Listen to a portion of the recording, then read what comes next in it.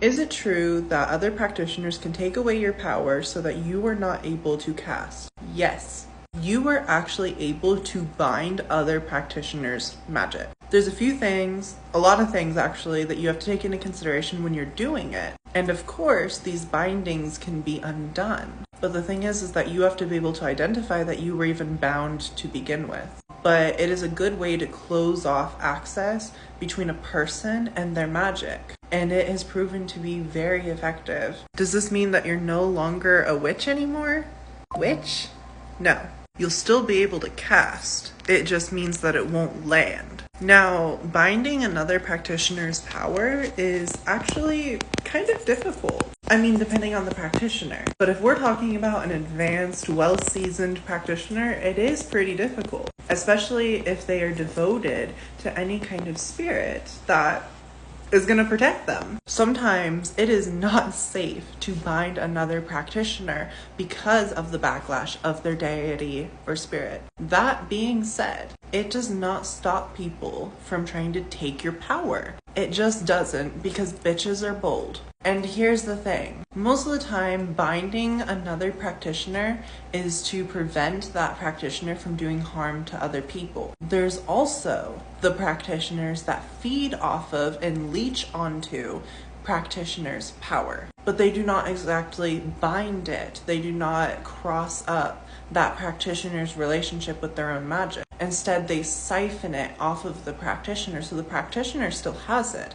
They still are connected to their magic, and they're still able to throw. But the problem is that these leeches, these parasites, these energy vampires that are feeding off of them are taking the results. They're taking the energy from the manifestations and they're using it to fuel their own. That's why it's really important to know where your energy is going. If you are constantly throwing out spell work and you're not seeing any result, it might be important to look into whether or not someone is feeding off of your energy or if someone bound you. Because don't get me wrong, I actually bound a few practitioners.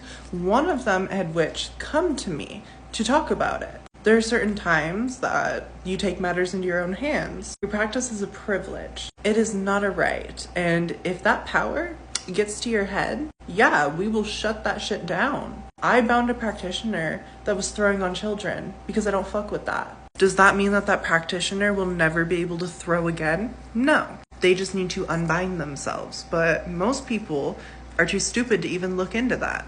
It never crosses their mind. They never think about it. And then all of a sudden they start getting these feelings of, why do I not feel as connected to my spirits? Why do I not feel as connected to my practice? Why are my workings not hitting? Why do I not feel as good or as authentic when I'm practicing? Because the binding creates a wall between you and your magic. There is a complete disconnection. It does not mean that the magic is no longer there. It means that you no longer have access to it at that moment because you are bound. And like I said, people also vampirize off of it. They will vampirize off of your energy, your manifestations, your spell work. Which does not mean that you are disconnected from the practice. It just means that they're siphoning the results. They're siphoning the energy, which is why it's so important to keep tabs on where your energy is going. Doing things like divination to see if your results are giving you the results that you need. If there is a person constantly in your dreams, another practitioner, maybe even someone that you don't associate with on a regular and you don't know them that well, people are envious. Just remember that. People, especially on this app, are envious, jealous, hateful bitches. And they'll do anything but work on themselves and reclaim their own power. They'll go as far as to steal it from other people because theirs isn't enough, because they aren't as connected. So if a specific practitioner is constantly popping up in your dreams all of the time, that could be an indicator that that person is actively feeding off of you. If you are constantly getting these weird bruises on the insides of your arms or legs,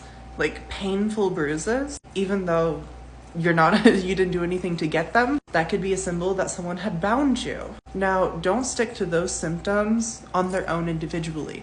Obviously, you need to dual diagnose the situation. Divination, having another practitioner who doesn't have bias in the situation do divination. Record your dreams, record the signs that you're experiencing around you, the people that are showing up in your space, whether it's through visualization, whether it's their energy coming up when you do divination, whether it's your dream work, you have to really look into it. So don't just take this video and notice the bruises in your arms and then automatically assume that someone bound you, because this most of the time is not always the case.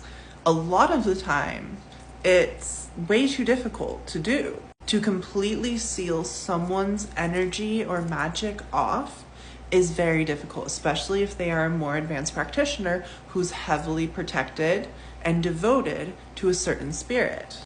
Their spirits are going to protect them. So you just have to remember that if you do plan on binding someone, to make sure that it's thorough. And remember that it can always be undone. It can literally always be undone. You just have to be aware that you are even bound in order to undo it. Same with people feeding off of you. There's being a practitioner on this app, a witch talker, there's constantly people in my space for whatever reason. It's that envy, it's that jealousy, it's a control thing. They see you doing something that they don't like, so they try to shut it down. They make you up to be a terrible person, so they feel that they have the warrant to take matters into their own hands. Which, don't get me wrong, like I said, there are certain practitioners that should have their hands tied.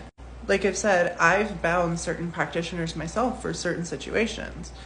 But just know that in order to completely seal off someone from their own energy, from their own power, is more difficult than binding someone from harming you or another person. A general typical bind is completely different than sealing someone's magic. And don't do it unless you're ready to get into some shit with them. Because chances are they're going to do divination, they're going to look back, they're going to trace it to you, and y'all are going to have some problems. Binding other practitioners is really, really messy. But I saw a reply in there was a reply to this comment saying that I was hinting at murder, at killing someone with magic so that they would not be able to cast again. And that actually, I mean, good thought. You can obviously take it that way. I did not specify in that video, but I was talking about actively binding a practitioner, not offing them.